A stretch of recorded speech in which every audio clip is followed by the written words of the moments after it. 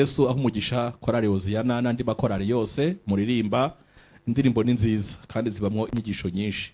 Abatubanjirije muri iyi nzira, abatubanjirije mu byo kwizera barinze neza ibyo gukiranuka kugeza ku rwego rw'uko babimenera n'amaraso. Barabirwaniriye, barangije barabirinda, bakwiriye kutubera urugero rwiza mu mibereho yacu ya Gikristo, mu buzima bwacu bwa buri munsi. Kandi Imana idufashe, Imana y'amahoro idufashe, ubugingo bwacu burindwe, umubiri wacu urindwe, umwuka wacu urindwe, bitazabaho umugayo ubwo Yesu azaza. Reka dusenge twumve ijambo ry'Imana, tugiye kugezwaho n'umukozi w'Imana Dr. Inyasi Kabano. Imana imukoreshe n'abahuri, Imana iguhe kumva icyo yifuza ko wumva. Reka rero dusengere uwo mwanya, hanyuma atugezeho ijambo ry'Imana. Data uhoraho, mu izina rya Yesu Kristo turaguhimbaje kuko ijambo ryawe ryaremye ibintu byose, kandi ijambo ryawe rifite ubutunzi bwose. Izina ryawe Mwami turarishimye, nirihabwe icyubahiro. Buri muntu wese uteranye natwe muri aya masaha turamusengeye kugira ngo yumve ijambo ryawe. Hari igihe ijambo ryawe rivugwa abantu ntibaryumve, ariko turasabye kugira ngo aho duteraniye hose umwuka wera adufashe kumva ibyo ushaka yuko twumva mu ijambo ryawe. Kandi dusengeye n'umukozi watoranije uyu munsi wa none ugiye kutuganiriza, akubere akanwa, wowe uvugire muri we. Amaraso ya Kristo amutunganye, imbaraga zawe zimurinde cyane mu izina rya Yesu Kristo. Twese duteraniye, imbaraga zawe ziturinde cyane. Ijambo ryawe rireme ibyo ushaka mu buzima bwacu, kubera ko ijambo ryawe rirarema. Iyo ryaremye ibintu byose ribivana mu bintu bitariho, ryarangiza rikabeshaho ibintu bitari biriho. Ibigaragara bikaremwa mu bitagaragara, ibiboneka bikaremwa mu bitaboneka, kubera ijambo ryawe. Ryaremye isi, rirema izahabu, rirema ifeza, rirema ibintu byose bibaho. Ijambo ryawe rifite ubutunzi butarondoreka. Mwami Imana yacu, izina ryawe nirishimwe. Ureke rero turyumve kandi rigire ubasha mu buzima bwacu. Umukozi wawe yaravuze ngo nkuko imvura na sheregi bijya bimanuka bigatosa ubutaka, ntibisubireyo bidakoze umurimo wabyo, umuhinzi akabona icyo kurya. Ngo ni nkuko ijambo ryawe ngo nirimanuka naryo ngo rizakora icyo waritumye, ngo ntabwo rizasubirayo ridakoze icyo waritumye. Ijambo ryawe rero Mana ritume kandi rikore icyo waritumye mu buzima bwacu, mu izina rya Yesu Kristo umukiza wacu, amen. Umukozi w'Imana tuguhaye ikaze mu mwanya w'ijambo ry'Imana. Murakoze cyane Pasiteri kumpakanya. Bene data muraho, Yesu ashimwe. Nifuje ko tuganira ijambo ry'Imana riri muri Yohana ibice 14 umurongo wa mbere kugeza ku wa 4. Kadusome twihuse. Umutwe w'amagambo uravuga ngo Yesu ni inzira n'ukuri n'ubugingo. Ntimuhagarike imitima yanyu, mwizere Imana nanjye munyizere. Mu rugo rwa data harimo amazu menshi, iyaba adahari mba mbabwiye, kuko ngiye kubategurira ahanyu. Kandi ubwo ngiye kubategurira ahanyu, nzagaruka mbajyane iwanjye, ngo aho ndi namwe muzabeyo, kandi aho njya inzira murayizi. Yesu ashimwe cyane. Natekereje umutima wanjye kuva ejo bundi hajemo aya magambo nifuza ko tuganiraho, ajyanye no gutekereza kuri iyi ngingo ivuga ngo kubana na Yesu mwisi. Kubana na Yesu mwisi. Aya magambo Yesu yayavuze amaze igihe abana n'abigishwa be. Yabaye mwisi, aravuka, abyarwa n'ababyeyi nk'abandi bana, akura nk'abandi bana, ndetse bigera igihe cyo gutangira umurimo w'Imana yari yarahamagariwe.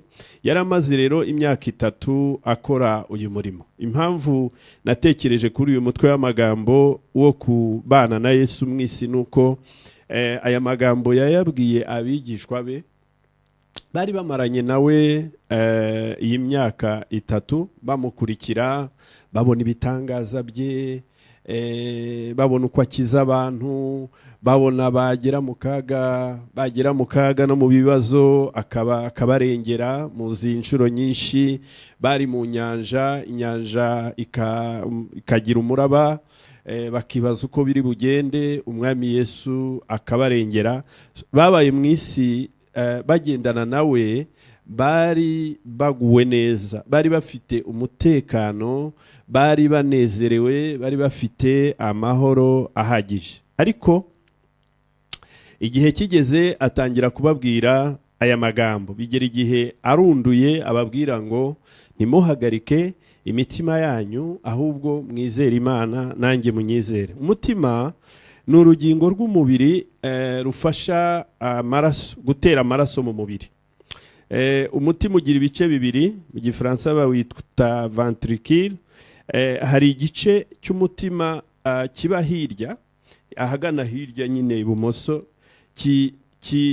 ibyo bice byombi ubundi byakira amaraso. Hanyuma ubundi iyo umuntu afashe ifunguro riramanuka rikajya mu gifu, ryagera mu gifu kigasya iryo funguro, hanyuma hakaza kubaho amara afata imyanda imwe ivuyemo, ariko hakabaho n'ikindi gice gifata amaraso yitwa y'umukara akajya ahantu, noneho ayo agatunganywa akaba ari yajya mu mubiri akabeshaho umuntu.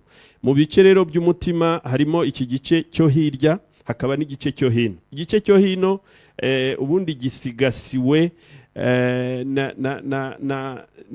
n'inyama ikirinda, ariko ntoya ugereranyije n'ikindi. Icyo hirya, icyo hino, impamvu ari inyama ntoya nuko cyo kidakora cyane kuko kigaburira ibihaha byonyine, ariko icyo hirya cyo gisigasiwe n'inyama nini cyane kuko kigomba gutera cyane, kuko gitera hose. Kiratera mu mutwe, kigatera mu maso, kigatera mu maboko, umubiri wose nicyo kijugunyamo amaraso kugira ngo umuntu abashe kugenda atekereze nuko. Ariko noneho uyu mutima nirwo rugingo rushobora gutuma umubiri wose uhungabana, cyane cyane iyo umuntu agize ubwoba. Iyo umuntu agize ubwoba, gutera kw'aya maraso cyangwa k'uyu mutima birahinduka. Ushobora gutera cyane cyangwa ushobora gutera buhoro, ariko ibyo bikaba byatuma ubuzima bwose bw'umuntu, ari imitekerereze, ari imikorere, bihungabana kubera ko iki gice cyahungabanye.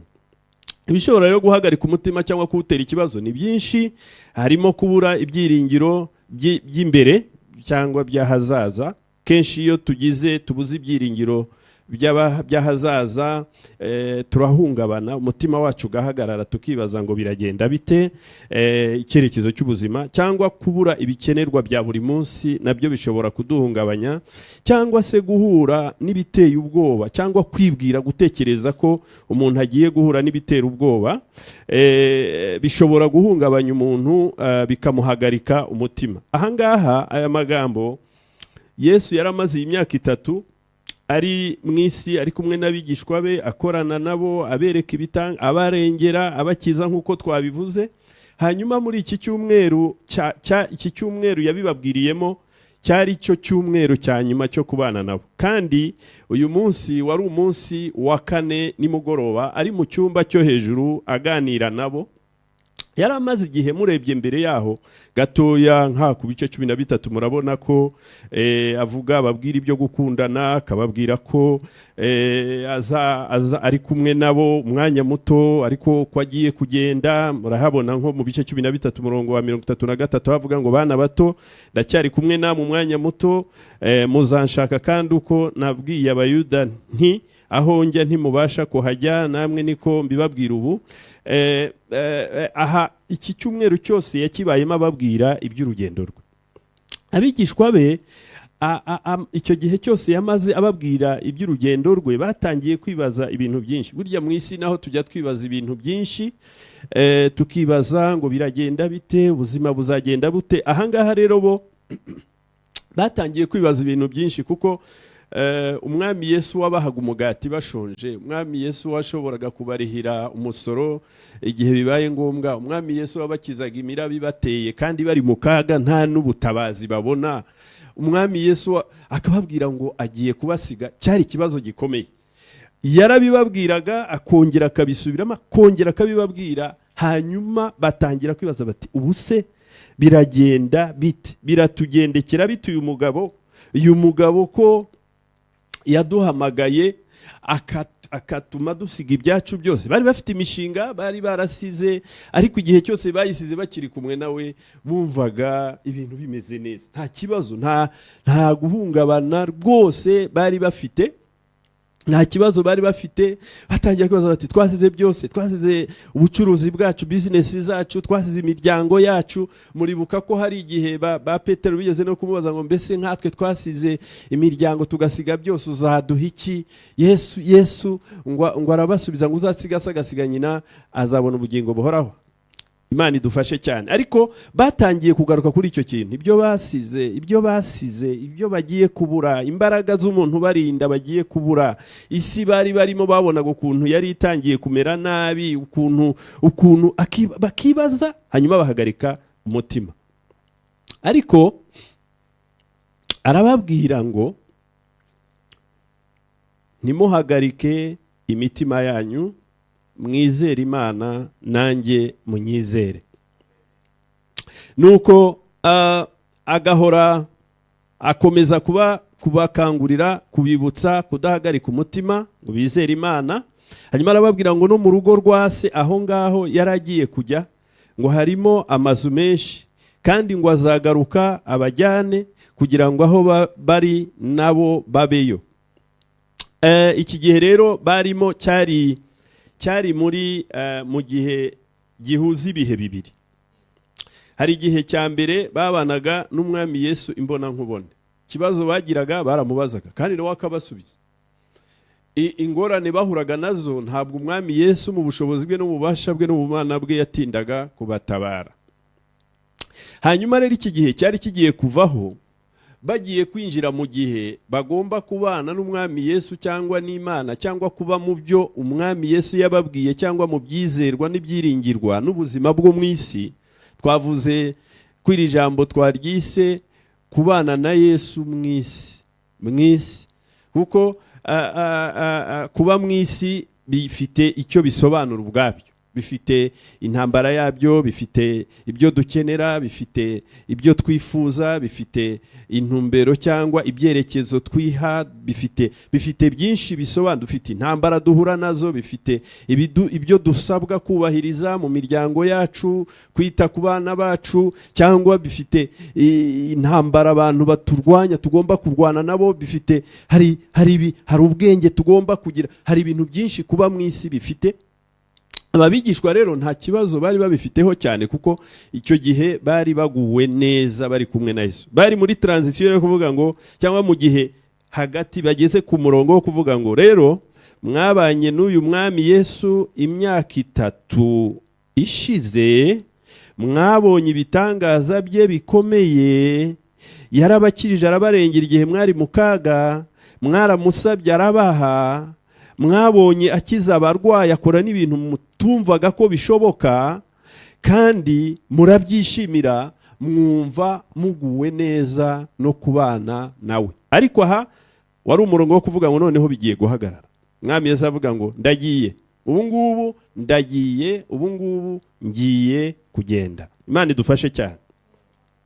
Batangiyeho kwibaza ibingibi, barabyibaza, babitindaho, birabababaza, bibagwa nabi, bibamerera nabi, birabarenga, ntibumvaga babyiyumvisha. Inshuro nyinshi abakristo cyangwa abantu bizeye Imana, cyangwa abantu mu isi twese hamwe, bijya bitugora gushyikira Imana. Bitugora kumva ko Imana ibaho. N'ubu ngubu hari abantu bajya gusenga cyangwa bakaba bafite idini babarizwamo, ariko mu by'ukuri inshuro nyinshi nko mu munsi ntabwo biyumvisha ko Imana ibaho. Njya nkunda kubwira abantu ko nkiri umwana mutoya, nashatse kubona ibi bintu ko ari ibintu bifatika. Nashatse kumenya koko ko Imana ibaho.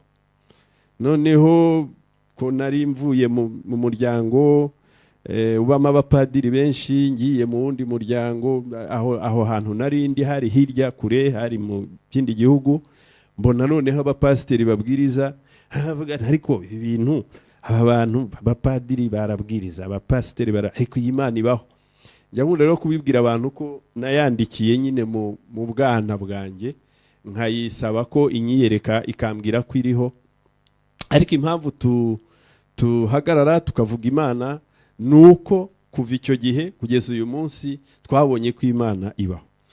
Bijya bibaho rero kenshi ko mu buzima bwo mu isi dushobora gushidikanya Imana, tugashidikanya kwibaho, kuko Imana ntabwo ushobora kuyifata mu buryo buri fiziki, ariko nanone ibyo ngibyo urabishobora, ariko hari icyo bigusaba kugira ngo ufate Imana uyisingire, umenye ko muri kumwe, umenye ko muri kugendana, umenye ko muri kuganira.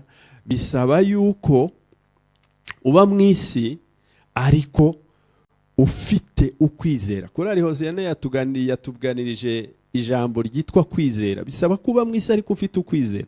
Ko kwizera ubwo ni ukuvuga ngo babidusobanuriye ko ari mureke tuharebe mu Baheburayo ibice 11.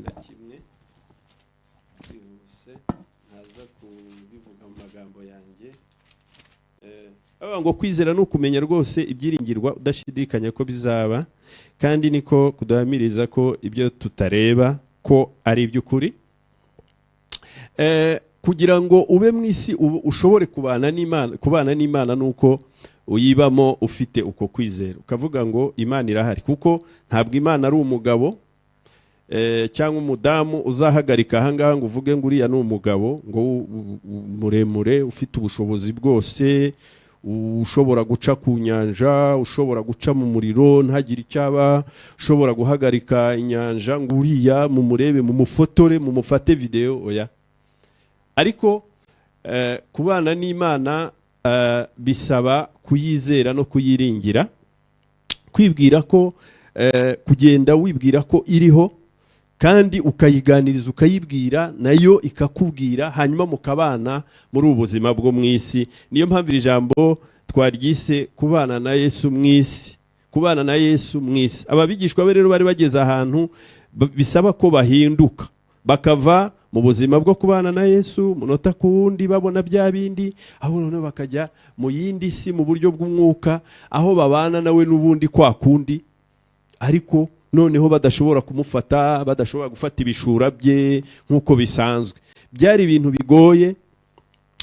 bigoye cyane, bibagoye, birabavuna. Ariko umwami Yesu arababwira ngo mureke guhagarika imitima yanyu, mureke kwibwira ibyo mwibwira ko ishyano riguye, ko birangiye, ahubwo nimwizere Imana, nanjye munyizere. Imana idufashe cyane. Hari abantu bagiye babaho mu isi ubu buzima twababonye, Hoziyana yabaririmbye, bagezaho bagundiriye ibyo kwizera, bemera gutanga imibiri yabo, bemera gupfa, baterwa amabuye, bacibwa ibihanga, bambikwa impu z'ihene, barababazwa bikomeye.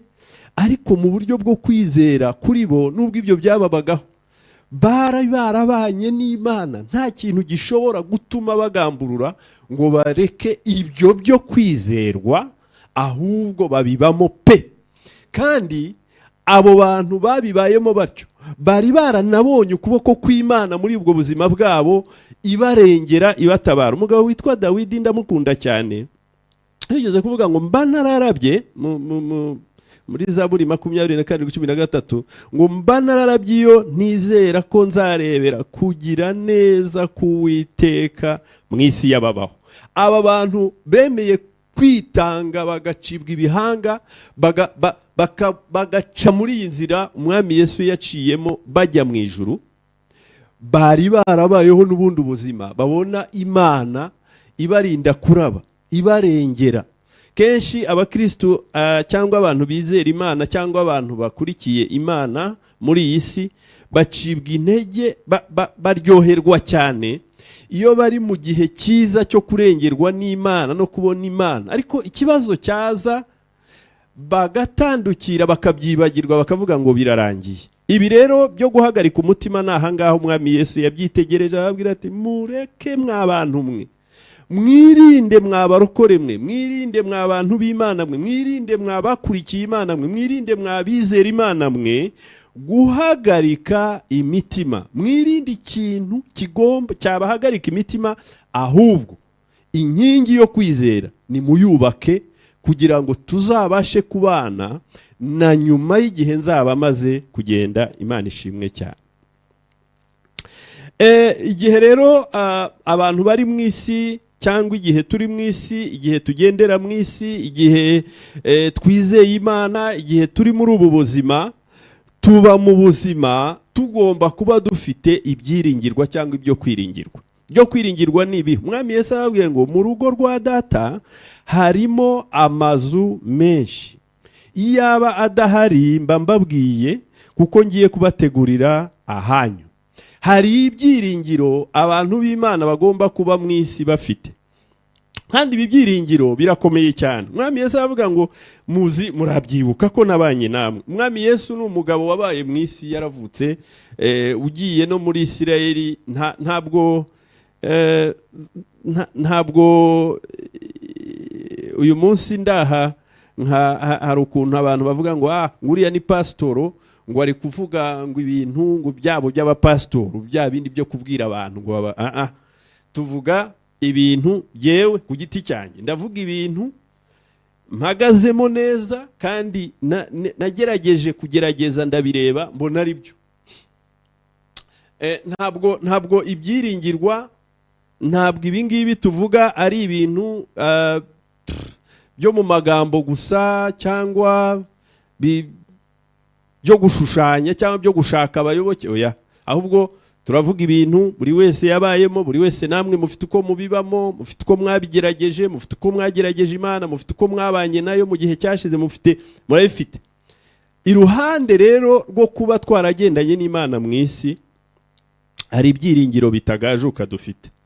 Nuko nyuma y'ubu buzima, nyuma yo kubona Imana, nyuma yo kugendana nayo, nyuma yo kurindwa nayo, nyuma yo gutabarwa nayo, nyuma yo guhura n'ibibazo se, nyuma yo guhura n'ibyakaduhagaritse umutima, hari ibyiringiro yuko, hari ibyiringirwa dufite tugendana, yuko na nyuma y'ubu buzima tuzasanga Umwami Yesu, tukabana nawe akaramata.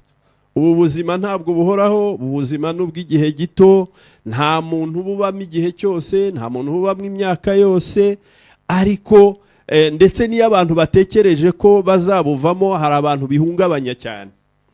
Mu isi tugira imihigo, umuntu akarundanya ubutunzi, umuntu akakora ibintu byiza, umuntu akagera ku bintu, umuntu akarabagirana, umuntu hanyuma yakwibuka yuko ibyo bintu azabisiga, agatangiraga agahungabana cyane, akavuga ati use koko ndabisize. Ariko Umwami Yesu aravuga ngo yewe dore twabanye neza, mwarankurikiye, twagendanye ku manywa na nijoro, twazuye Lazaro mubireba, inyanja twayihagaritse mubireba, twakoze biriya na biriya mwarabibonye, ariko ngiye kugenda. Ariko aho ngiye namwe muzajyayo, namwe muzansangayo, namwe muzansangayo. Ariko igihe mutaransangayo, Yesu ashimwe cyane, igihe mutaransangayo, muri Yohana ibice 12 umurongo wa 18 hasi aravuga ngo igihe mutaransangayo, kugira ngo mukomere igihe muri mu isi, kugira ngo mube mu mwanya wanyu igihe muri mu isi, kugira ngo mudahungabana, kugira ngo mudahagarika imitima yanyu igihe muri mu isi, kugira ngo mumenye ko ntabasize mwenyine muri aka kaga, mu kaga ko kugambanirwa, muzambona ngambanirwa, muzahungabana, muzagira ubwoba, kugira ngo mukomere n'igihe muzaba muri mu isi maze kugenda. Yohana 12 umurongo wa 18 aravuga ngo sinzabasiga mwenyine nk'imfubyi, ahubwo nzaza aho muri. Imana ishimwe cyane. Sinzabasiga nk'imfubyi, ahubwo nzaza aho muri. Imana ishimwe cyane. Hanyuma kuri 19 akavuga ngo hasigaye igihe gito, umwanya muto, ab'isi ntibabe bakimbona, ariko mwebweho muzambona, kuko ndiho namwe muzabaho. Uwo munsi muzamenya ko ndi muri Data, namwe mukaba muri jye, nanjye nkaba muri mwe. Imana ishimwe cyane. Ndavuga ngo sinzabasiga. Umwami yasohoza ngo ntago nzabasiga mwenyine, na cya gihe nzaba naragiye, mugenda mu isi, mugenda mu mashyamba, mugenda mu misozi, mugenda ku zuba, mugira inyota yenda mukavuga muti yakabaye aduha amazi ubu ngubu, mugenda mukeneye umugati muti yakabaye aduha icyo kurya, mugenda muti yenda yakaba, nabwo sinzabasiga ahubwo nzaba ndi kumwe namwe. Imana ishimwe cyane. Hari n'abavuga ngo nanjye nzasaba data, ku murongo wa 16, nanjye nzasaba data nawe azabaha undi mufasha wo kubana namwe ibihe byose, niwe mwuka w'ukuri. Icyakora ntibishoboka ko ab'isi bamuhabwa kuko batamurora kandi batamuzi, ariko mwebweho muramuzi kuko abana namwe kandi azaba muri mwe. Ni ukuvuga ngo igihe turi mu isi rero dufite ibyo kwiringirwa, ariko ibyo byo kwiringirwa byacu nuko tuzajya, ibyo byo kwiringirwa byacu ni ibihe? Nuko na nyuma y'ubu buzima dufite ubundi buzima tuzabamo, ariko igihe tutarabugeramo n'ubundi umwami Yesu ntadusigiriye kugendana na Yesu, kubana na Yesu mu isi. N'igihe tutaragera muri ubwo buzima, ubuzima dutegereje, ubuzima umwami Yesu yatubwiye bwo mu bugingo buhoraho, ubuzima bukayangana, ubuzima bw'amahoro adashira sendere yandi muririmbyi yaririmbye, igihe tutarabugeramo umwami Yesu avuga ngo sinzabasiga, ntabwo nzabahana, ntabwo muzaba imfubyi. Burya umwami Yesu icyo yashatse kuvuga aha, imfubyi burya umwana abaho yegamiye ku babyeyi, yegamiye kuri papa, yegamiye kuri mama ngo amukemurire ikibazo. Abigishwa ba Yesu babayeho begamiye kuri Yesu iyi myaka yose 3, baramubona, baramumenya, baramukunda, baba proud, baravuga bati dufite umwami twiringiye, twakurikiye, muzima, ushoboye, ufite ububasha. Hanyuma umwana nawe yegamira umubyeyi, ariko aravuga ngo nanjye nubwo nagenda ntabwo nzabasiga ngo mbibagirwe. Kandi kutabibagirwa kwanjye ndashaka kubamenyesha ko n'igihe nzaba ngiye hari ibyiringiro muzagira bitagajuka. Ibi byiringiro kugira ngo mubigereho bitagajuka, kugira ngo mubibemo, mbese bimere nkaho ari igishyito kivumbitse, kidahinduka, kitagajuka, kitagabanuka, nuko jewe nzabaha umufasha, nzabaha undi mufasha kugira ngo abane namwe ibihe byose, niwe mwuka w'ukuri. Imana idufashe cyane. Ibi ni ibyo kwiringirwa, cyangwa ubu n'ubu buzima bw'igihe Abisirayeli cyangwa abantu b'Imana barokore, abiringiye Imana bari mu isi. Ubundi buzima tuzabamo n'ubuzima, ubuzima turimo uko tugomba kububamo, ubuzima bwomatana n'Imana, ubuzima bwegereye Imana, ubuzima dutega n'Imana amatwi ikatubwira, ikatuganiriza, ikatubwira ibyubaka, ikaduha ibyiringirwa birenze ibyo tubona, ibyiringirwa bitwubakamo n'ibindi byiringiro bikomeye kuri ubu buzima bw'aha ngaha tuzajya nyuma y'ubu buzima. Kuko umwami Yesu yavuze ati yewe ntabwo ngiye ngo mbasige, tuzakomeza tubane, tuzakomeza tugendane mu buryo bw'umwuka, Mwuka Wera azababwira. Hanyuma igihe kizagera, kuko ngiye kubategurira hanyu, hashize imyaka 2000 ngiye kubategurira hanyu iwacu aho ngiye hari amazu menshi, nzagaruka mbatware. Imana idufashe cyane. Ariko noneho ku murongo wa 23 aravuga ngo umuntu ntankunda azitondera ijambo ryanjye, na data azamukunda, tuzaza aho ari tugumane nawe. Ariko utankunda niyitondera amagambo yanjye, kandi iryo jambo mwumvise si iryanjye ahubwo ni irya data.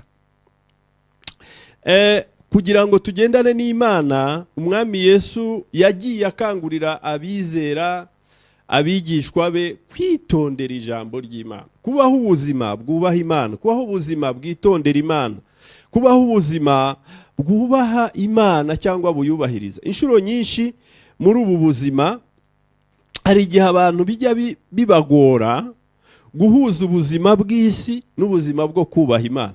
Ugasanga umuntu hameze nk'uri mu mayira abiri, akavuga atari ku ibi ngibi se ko mbikeneye, ariko se ko mbona ijambo ry'Imana rimbwira kutabikora. Hanyuma ariko inshuro nyinshi agakururwa n'ibyo abona, kubera ko bya bindi iby'Imana tuvuga, ibingibi twiringira, ibingibi twizeye, byo ntabwo mu buryo busanzwe bw'umubiri ntabwo bigaragara, nta nubwo wabibona. ariko kugira ngo ushobore kubibona bifatika ubijyemo bisaba yuko uhindura amaso yawe ukagira ukwizera. Hanyuma wagira ukwizera ugafata icyemezo ugahamagara umwami Yesu akagushoboza kugendana nawe. Hanyuma ukagendana nawe mu kwizera, wamara kwizera muri iyo nzira yo kwizera umwuka wera akagendana nawe akaguhishurira, akakuyobora, akakwigisha, akaguhugura, akakubwira icyo wirinda, bityo bikagufasha kuba umuntu w'Imana. Umuntu rero nankunda zitondera ijambo ry'Imana, kandi na data azamukunda, kandi natwe jewe na data tuzabaho, tuzagendana nawe. Imana idufashe cyane. Inshuro nyinshi rero hari igihe abantu b'Imana bajya bishimira kubaho ubuzima, cyangwa ababigishwa ba Yesu bishimiye kubaho ubuzima bagendana na Yesu, ariko amaze igihe yababwiraga kugenda, ko agiye kugenda, bahagarika umutima, baravuga bati katubayeho, kandi byasabaga ko babona izi mbaraga kugira ngo babashe kugendana nawe, kugendana n'Imana, kuguma kugendana nawe nubwo batamurebaga hafi yabo. Umwami Yesu akangurira ababigishwa kuhindukira bakinjira mu nzira yo kwizera, bakamwizera, bakagendana nawe nubwo yazaba atari kumwe nawe, nubwo abandi bazaba batamubona, nubwo abantu barebesha amaso y'umubiri bataba bamubona.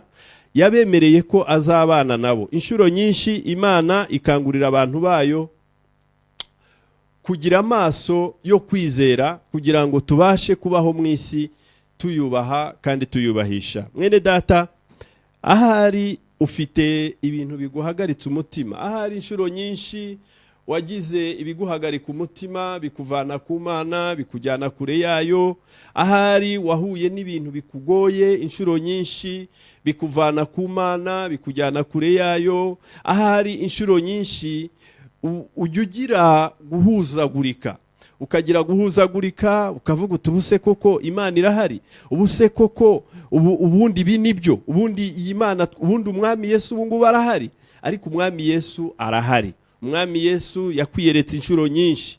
Iyo umuntu ahuye n'ibimuhagarika umutima n'ibimuhungabanya umutima, yibagirwa n'ibyo n'inshuro Yesu yagendanye nawe. Twagiye tubibona, abigishwa ba Yesu bagiye bibagirwa kenshi. Abigishwa ba Yesu bagiye bibagirwa inshuro nyinshi nyuma yuko amaze guturisha umuraba mu nyanja. Nyuma yaho gatoya abigishwa baribagiwe. Inshuro nyinshi umwana w'umuntu yishimira kubona ibitangaza by'Imana, ariko inshuro zindi nyinshi akibagirwa. Impamvu umuntu yibagirwa nta yindi nuko iby'Imana biba mu isi y'umwuka, hanyuma iby'isi bikaba mu isi y'isi. Inshuro nyinshi abantu bakaba mu isi bagashaka kureba iby'isi, abantu bagashaka gufata urugero rw'iby'isi, bagashaka gukunda iby'isi cyane kurusha iby'Imana. Hanyuma bamara gukunda iby'isi cyane kurusha Imana bigatuma bahengama. Ariko umwami Yesu abwira abigishwa ngo ntimuhagarike umutima, ntimuzahagarike umutima, ntimuzahungabane, ahubwo mukomere mu kwizera, mukomere ku ihame ryo kwizera, muhagarare mu mwanya wo kwizera. Nimuhagarara mu mwanya wo kwizera, noneho nanjye muzanyizera, mwizera Imana nanjye munyizere. Nimuhagarara muri uwo mwanya tuzagendana. Tuzagendana ku manywa, tuzagendana nimugoroba, tuzagendana mu ijoro, tuzagendana ibiteye ubwoba bihari, tuzagendana bigabanutse, tuzagendana ibyiza bije. Hari ikibazo mwene muntu ajya ahura nacyo kenshi. Mwene muntu afite ikibazo gikomeye. Ikibazo cya mbere mwene muntu agira, mwene muntu ntiyihanganira guhura n'ibikomeye. Kereka gusa ababigishwa ba Yesu bahuye nabyo bari kumwe nawe, arabarengera arabatabara. Ariko inshuro nyinshi iyo baba bonyine baba barabivuyemo. Turabibona kenshi, turabona igihe yari amaze gufatwa agambaniwe, wakubiswe, baratatanye, hari n'umwe wamugambaniye. Mwene muntu iyo ahuye n'ikibazo ashaka kubivamo, ariko umwami Yesu aravuga ngo ntiduhagarike imitima, ntiduhure n'ibibazo ngo bitubuze kuguma mu mwanya wo kwizera yadusizemo, ahubwo twizere Imana nawe dukomeze tumwizere. Ikindi, mwene muntu uretse guhungabana cyangwa guhungabanywa n'ibibazo, mwene muntu ukwizera kwe guhungabanywa cyane no kumererwa neza. sinzi niba ibyo bintu mubizi. Umuntu yaguwe neza amera nkaho ashatse kujya kunezererwa mu kugubwa neza kwe. Umuntu ubonye ubutunzi bwinshi, yari umuntu w'Imana, yari umuntu wizeye Imana, ubona ko inshuro nyinshi bimukurura bigashaka kumuvana mu kwizera, ukabona nta mwanya akibifitiye. Ariko umwami Yesu aravuga ngo ntiduhagarike imitima yacu, twizere Imana we tumwizere. Impamvu abantu bamera nkaho babivuyemo nuko kwa kwizera gushobora kugabanywa n'ubutunzi bwinshi no kugubwa neza kenshi, cyangwa se kukagabanurwa n'ibibazo umuntu yahuye nabyo. Nubwo Dawidi yavuze ati mba nararabye iyo nizera ko nzarebera kugira neza kuwiteka mu isi y'ababaho. Dawidi yarengewe n'Imana kenshi, ariko Dawidi yagumye ku mwami Yesu. Umwami Yesu aradusaba ko nugubwa neza, kuko ibyo bibaho mu isi, ushobora kugira igihe ugubwa neza ukabona ubutunzi, nibwo abantu babona ko bubagwa neza, ukumva ufite amahoro, uzakomeze kwizera kwawe. Hari igihe umuntu asenga ari mu kibazo, hanyuma ikibazo cyarangira gusenga akabireka. Ukabona umuntu yagiye mu butayu, ukabona umuntu yafashe ibihe byo kwiriza kubera ko ikibazo cyabaye.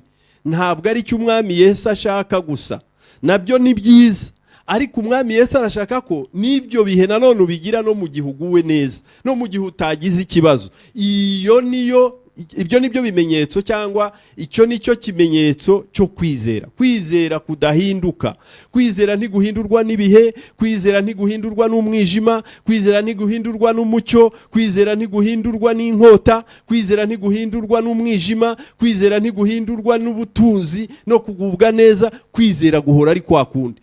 Nta shusho yo kwizera, ntabwo tugira ishusho yo kwizerera mu bihe byiza, mu bintu byiza gusa. Ntabwo tugira kwizera mu bihe bibi gusa, ahubwo kwizera ni kumwe ntiguhinduka. Mu isi haba amanywa hakaba nijoro, mu isi haba imvura hakaba n'izuba.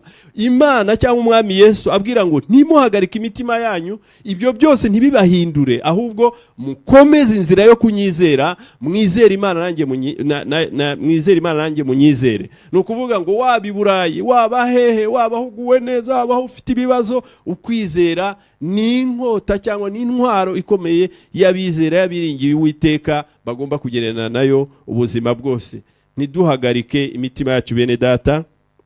Ahari waba uhagaritse umutima mu gihe cya none, ahari waba uhungabanyijwe n'ikintu gihe cya none, ahari waba utangiye gushidikanya, waribagiwe, wibagirwa inshuro wagendanye n'Imana, inshuro Imana yakwiyeretse, inshuro Imana yagutabaye, inshuro wayihamagaye ikaza yiruka, inshuro kubera ko uhuye n'akantu kaguhagaritse umutima cyangwa kaguhungabanyije, kakugoye uyu munsi, kubera ko uri mu bihe by'uburumbuke uyu munsi. Nabyo mujye mureka tubivugeho, n'ibihe by'uburumbuke bihungabanya abantu b'Imana. Umuntu akaba mu gihe cy'uburumbuke akarumbuka, abantu bararumbuka kubera ko uri mu gihe cy'uburumbuke, kubera ko urumbutse, kubera ko uguwe neza, wibagiwe Imana. Ariko Imana iravuga ngo muri ibyo bihe byose ntiduhagarike imitima yacu.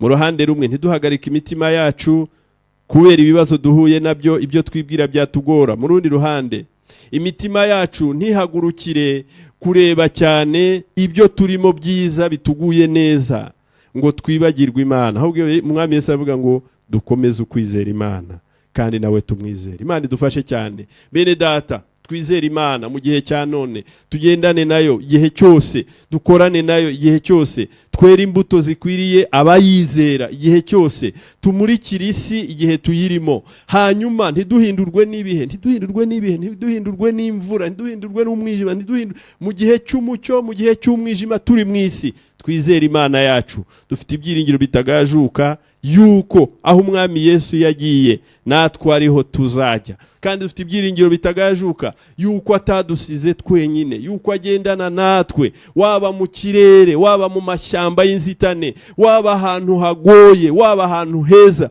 Umwami Yesu arakubwira ngo ndi kumwe nawe, waba ku zuba, waba ku mucyo w'isanzure, waba ahantu heza, waba ahantu habi. Umwami Yesu arakubwira ngo ndi kumwe nawe, waba ikuzimu ukagendera ahantu hari umwijima w'icura, umwami Yesu arakubwira ngo ndi kumwe nawe. Dukomere bene data, tugire ukwizera, tugendane n'Imana igihe cya none n'igihe kizaza. Ahari mwene data waba uhungabanye, ahari waba ufite ibikubujije gukurikira umwami Yesu no kugendana nawe, ahari hari ibigufata bigenda bigufata amaguru bikakubuza gutera intambwe nkuko wakabaye yitera ugendana n'umwami Yesu, intambwe ze ziragusize, ufite ibikurangaje, ufite ibikugoye, umwami Yesu aragukangurira uyu munsi kongera kwizera, kwinjira mu cyumba cyo kwizera mu mutima wawe, kugira ngo wongere intambwe z'ubuzima bwawe ugendane nawe.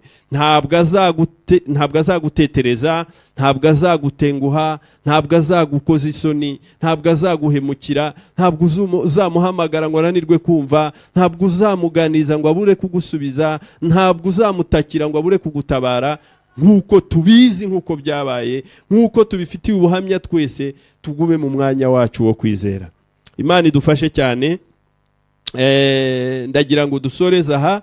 Ahari mwene data, ahuri iri jambo hari icyo ryakubwiye, ahari iri jambo hari icyo Umwuka Wera yakuganirijemo, ndagira ngo dufatanye gusenga, tuongere twisuzume, twinire, twinjire mu mwanya wacu. Ahari waratandukiriye, ahari warugeze kure, waba uhagejejwe n'uburumbuke no kugubwa neza, waba uhagejejwe n'ibibazo no guhagarika umutima, ibyo nta tandukaniro ririmo. Icy'ingenzi ni ukumenya ko hari aho warugeze ujya kure. Garuka ubane na Yesu no muri iyi si, hanyuma ubane n'ibyiringiro byo kuzabana nawe akaramata. Reka dusabe pastori n'ubundi yegera imbere adusengere muri uyu mwanya. Umukozi w'Imana, Imana imuhe umugisha, arakoze cyane. Yesu arimo arategura aho ari, natwe niho tuzaba. Ariko no mu gihe turi mu isi, Yesu ajya abana natwe, kandi natwe dukwiriye kubana nawe. Ariko niba umutima wawe uhungabanye, niba umutima wawe uhagaze, ugomba kumenya ko wirengagije ko Yesu ari hamwe nawe. Ubwo kwizera kwawe rero kwagabanutse, kwizera kwawe kwabaye low, kwamanutse. Ukwiriye rero ibyo kwizera ukwiriye kubihereza umwanya. Yavuze ibintu bikomeye kandi nibyo. Hari igihe ujya kubona ukabona abantu bageze mu gihe cy'uburumbuke baguwe neza, ibyo kwizera ntibabibonera umwanya, ubuzima bwabo ukabona nta mana irimo, ukabona baragenda bishushanya n'isi, baragenda basa n'isi. Icyo ngicyo ni ikibazo gikomeye cyane. Nanone hari igihe abantu bari mu bibazo, ibyo bibazo barimo ugasanga nabyo birabakurura cyane, ugasanga birabahungabanije, imitima yabo irahagaze. Ariko umuntu uri hamwe na Yesu ntabwo ajya ahagarika imitima. Yesu dusezeranije ko ngo aragiye, ngo ariko ngazaza aho turi. Kira kintu cyantangaje cyane. Yabwiye abigishwa be ngo ndagiye, ageze hepfo gato ngo ariko nzazaho muri, ngo ntabwo nzabasiga nk'imfubyi. Bivuze ngo ntabwo nzabasiga nta bufasha, ahubwo nzazaho muri, nzakomeza mbafashe, nzakomeza mbane namwe. Kandi impamvu uzabafasha ni ukugira ngo muzashobore kunyura mu isi, muzagera hondi namwe muzabeyo. Imana idufashe, Imana itugire neza, he kugira ikintu kidukamuramo kwizera, he kugira ikintu kiduhungabanya. Yesu ari hejuru y'imbaraga zose, ari hejuru y'inkota. Mu isi haba umuriro, hakaba n'amazi, mu isi haba imvura, haba izuba, niko batubwiye, haba amanywa, haba nijoro. Ariko nijoro turizera, no ku manywa turizera. Ntabwo twizera ku manywa ngo nijoro tubireke, nta nubwo twizera igihe cy'izuba ngo nibigera mu mvura tubireke, ngo ndabona ngo imvura ngo yaguye none kwizera nabyihoreye. Yesu abana natwe ibihe byose. Yaranavuze ngo nimunyura mu muriro ngo ntabwo muzashya, ngo nimunyura no mu nzuzi ntabwo zizabatembana. Hepfo avuga impamvu ngo kubera yuko ngo nzaba ndi hamwe namwe. Imana ihabwa icyubahiro. Ijambo ry'Imana rigaragaza ko Saduraka, Meshake na Abedenego bari mu itanura ry'umuriro, ngo hanyuma Yesu araza abana nabo muri umuriro. N'umwami w'umupagani wabivuze wa hariya, umwami w'Aburoni, yaravuze ngo ndareba wa kane, ngo ari kuwa kane arasa n'umwana w'intama. Kuva kera kose Yesu yahozeho, niko ijambo ry'Imana rivuga ngo Yesu uko yarari ngo n'uyu munsi niko ari, ngo kandi rikazahora iteka ryose. Na kera kose Yesu araza abana nabo muri uriya muriro, agendana nabo, umuriro awambura ububasha ntiwabatwika. Ibintu byose Yesu abifiteho ububasha. Kubana na Yesu mu isi, ijambo ryiza umukozi w'Imana tuganirije, Imana imuhereza umugisha. Yesu yemeye ko azabana natwe, kandi yemera ko azabana natwe mu muriro, azabana natwe mu mazi, mu mvura. Muri rimwe yaravuze ngo no mu mvura ngo n'imivu ntizantembana, ngo kubera ko ndi hamwe nawe, ngo nijoro ngo azambera itabaza, ngo kubera ko ndi hamwe nawe, ngo nta nubwo nzava aho Yesu ari. Asoza iyo ndirimbo ngo nta nubwo Yesu azamemukira, kubera ko yizeye ko Yesu atajya hemuka. Umukozi w'Imana yabitubwiye, ntabwo Yesu ajya hemuka. Yesu niko duhemuka, abantu turahemuka, ariko Yesu ntajya hemuka. Nta muntu Yesu yahemukiye, korari hano igibiririmba ngo sinigeze mbona, hari korari hano igibiririmba ngo Yesu ahemuka. Nibyo, turi abagabo bo kubihamya. Ibintu turimo ntabwo ari ibipindi, ibintu turimo ni ibintu bifatika, turabizi neza. Twumvise ijwi ry'Imana, twabanye n'Imana, twarayibonye, twarayumvise, hari naho twageze twumvira gufatika, twumvira gufatika. Ariko iyo umuntu akamutse yumva Imana ntayiriho, agatangira Bibiliya nikuvuga ngo umupfapfa ajya yibwira ngo nta Mana iriho. Igihe cyose uzibwira ko nta Mana iriho, uzamenye ko abaye umupfapfa. Twavuga ibintu byinshi, dusenge, twihane guhagarika imitima. Yesu yadusezeranije ko azabana natwe. Twihane kukamuka mu byo kwizera, tubwire Yesu atwongerere kwizera. Ibibazo byose waba urimo, intambara zose waba urimo, iyi si ntabwo tuzayihoramo. Yesu yagiye gutegura aho tuzabiteka ryose. Ibyo nabyo ukwiriye kubizirikana. Ibintu byose wageraho, achievements zose wageraho, wakubaka amazu menshi, wakwiga amashuri menshi, wagera ku bintu bikomeye, menya ko hari igihe uzagenda. Kandi iyo umuntu yakamutse mu byo kwizera atinya kugenda. Ariko iyo umuntu agifite kwizera, kugenda arabikunda. Yumva yagenda yihuse. Niyo mpamvu uramurimbye yavuze ngo nkuko yari yagiye n'ingoga ngo nanjye niko nzava mu isi. Yari ari mu mwuka. Tugwe kuba abantu buzuye umwuka wera. Imana ishimwe. Reka dusenge. Data wa twese uri mu ijuru, mu izina rya Yesu Kristo, tugushimiye iri teraniro ryiza uduhaye. Kristo, wateguye abigishwa bawe ugiye kugenda, urababwira ngo ngiye kubategurira ahanyu kugira ngo aho nzaba namwe ariho muzaba.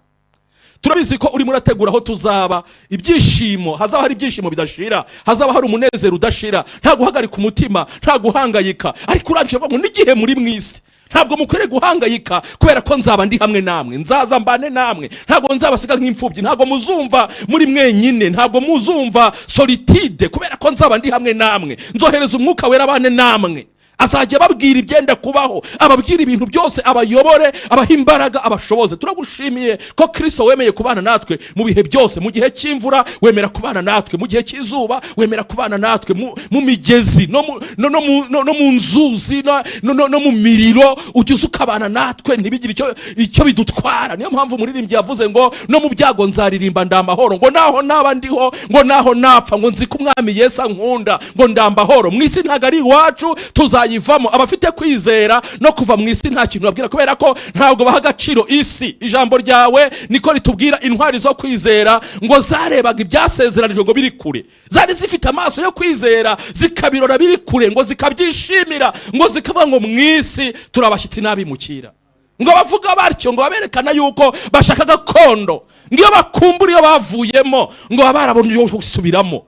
Dukumbuye isi, dufite ibyo kwisubiramo, dufite ubushobozi bwo gusinda, dufite ubushobozi bwo gusambana n'abagore batandukanye, dufite uburyo bwo gusubira mu isi. Ariko abavuga yuko ari abashyitsi mu isi n'abimukira, ngo baberekane ko bashaka gakondo irusha iyi si kuba nziza. Iyi si hari gakondo tujyamo irusha iyi si kuba nziza.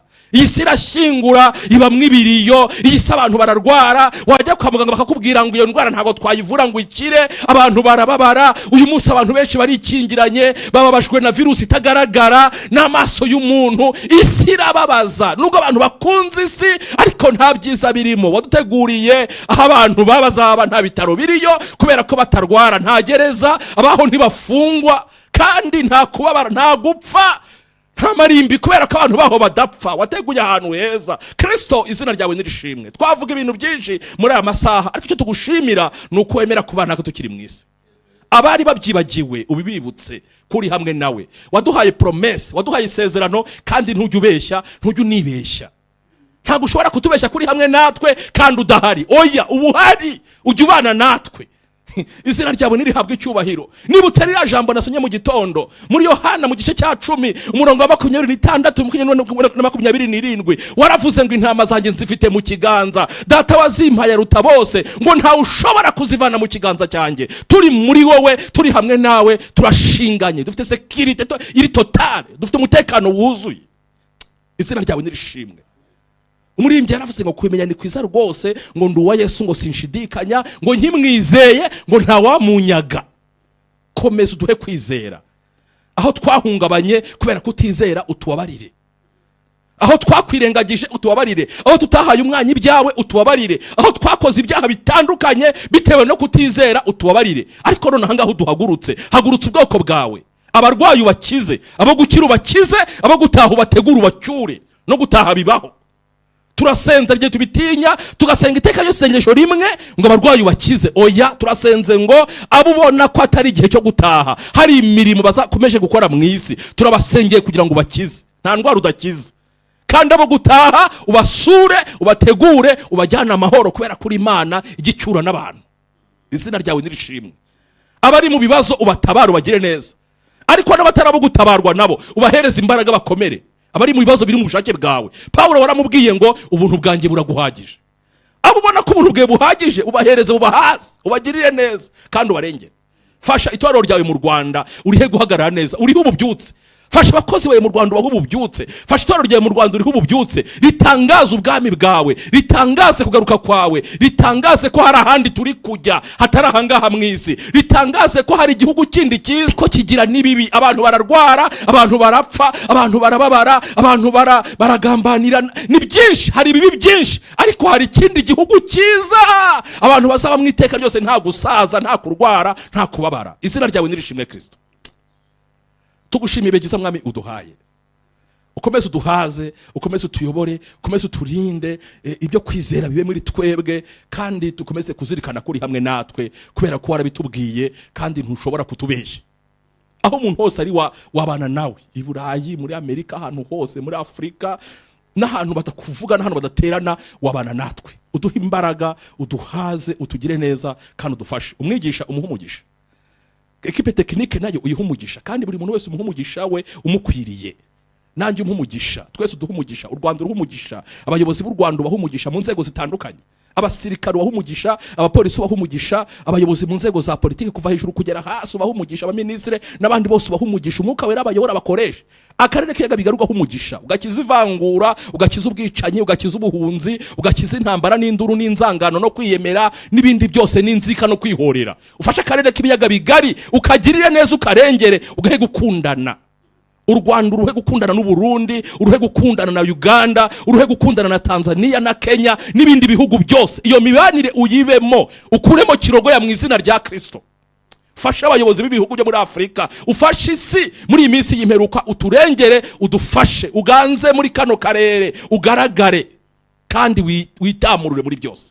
Urakoze Mana nziza, utanga umugisha ku bantu bakomeje gutanga amaturo, icyacumi, amafaranga yo kushikira iriya nyubako y'urusengero, kugira ngo dusoze muri ifaze turimo isa nkaho ikomeye yo kurwanya ibyerekeranye n'inkongi z'umuriro y'ibintu byinshi twasabwe. Turagushimiye kuko Imana itafite ikintu ibuze, turakwizeye, nta kibazo gihari, turi hamwe nawe, uri hamwe natwe, nta kibazo gihari. Komeza udufashe, komeza utuyobora, abakristo bahe imbaraga, ubahembure, ubahe kukwegera, bajye bumvisha ibyo ku manywa, baryumve nijoro, bakubone, bumve kuri hamwe nabo, bumve ko atari imfubyi ko bari bonyine. Hari igihe irungu ryica, ariko uri hamwe natwe nta rungu riba rihari. Mwamushimwe, abapfakazi bakumve, imfubyi zikumve, abagabo bakumve, abagore bakumve, muri za biro mu mirimo itandukanye, abarokore bakumve, abakijijwe bakumve, abakwizera bakumve, bumve kuri hamwe nabo, bihindura ubuzima bwabo, babeho nta kugira ubwoba, nta gukarika imitima nk'abantu batizera, kandi abatakwizera nabo ubahe kukwizera. Komeza ubane natwe, komeza utuyobore, komeza uturinde tugire neza, mu izina rya Yesu Kristo umukiza wacu. Amen. Imana ibahe umugisha. Turimo turerekeza ku musozo, dushimiye umukozi w'Imana, Imana imuhe umugisha. Mukanya agiye gutusengera turi gusoza. Umwanya w'amatangazo nuko mu cyumweru gitaha dufite amateraniro nyine muri mu masaha ya saa sita, uhereye ku wa mbere kugeza kwa gatanu. Tse duterana mu masaha 6 kugeza mu masaha 7. Tuguhaye ikaze muri umwanya w'aya materaniro, ntukabure, yaba ari kuri Mixera, yaba ari kuri YouTube channel ya ADPR Nyarugenge. Tuguhaye ikaze muri aya materaniro, uzabane natwe, Imana iguhereze umugisha. Kandi twatangiye ya masengesho byabihe byapanzwe byo gusenga iminsi 70. Rero tuguhaye ikaze gusenga mu buryo butandukanye. Harimo iminsi imwe yo kwigiriza ubusa, harimo iminsi imwe yo gusenga abantu batiyirije. Burya tugomba kumenyera ko umuntu ashobora gufata umwanya uhagije wo gusenga kandi yariye, nabyo bibaho. Harimo iminsi yo gusenga abantu bariye, harimo n'iminsi yo gusenga abantu bigirije, harimo gahunda yo gusenga mu rwego rw'ibyiciro bitandukanye. Hose tuguhaye ikaze muri gahunda y'iminsi 70 twateguriwe n'ubuyobozi bwacu bukuru. Hanyuma dukomeje na gahunda y'inyubako, dukomeje kugusaba kugira ngo ukomeze gutera inkunga inyubako, kandi abagenda batanga amafaranga. Murimo murabikora neza cyane, birimo bigenda. imirimo kandi nayo irakomeje, namwe dukomeje kubasabira umugisha, Imana ikomeze kubagira neza. Turasoje rero, Imana ikomeze kubana namwe, reka dusenge, hanyuma turaza gusoza gusenga twumva indirimbo imwe, Imana ikomeze kubagira neza. Reka n'ubundi nsabe Dr. Ignace Kabano kugira ngo afate microphone, hanyuma yegere hano hafi, noneho adusengere dusoza. Murakoze cyane, Imana ibahe umugisha. Ushimye Mwami Imana yacu, tugushimiye uyu mwanya uduhaye wo kubana nawe no gutekereza kuri aya magambo aduha ibyiringiro byo kugendana nawe turi mu isi, ndetse no kwitegura kuzagusanga aho wagiye kudutegurira. Turagushimye kubw'uyu mwanya muri teraniro, tugushimiye kubwa bene data twabanye, abadukurikiye hirya no hino. Turifuje ngo Mwuka Wera akomeze kubana natwe, akomeze atwigishe na nyuma y'iri teraniro, kugira ngo hatagire uhungabana cyangwa agatezuka akava mu byizerwa. Ngaho rero bana natwe Mana, ukomeze udufashe ubwo dusoza, ubane n'abari mu bice bitandukanye, uduherekeze mu byo dukora byose, ni mu izina rya Yesu tubisabye, amen.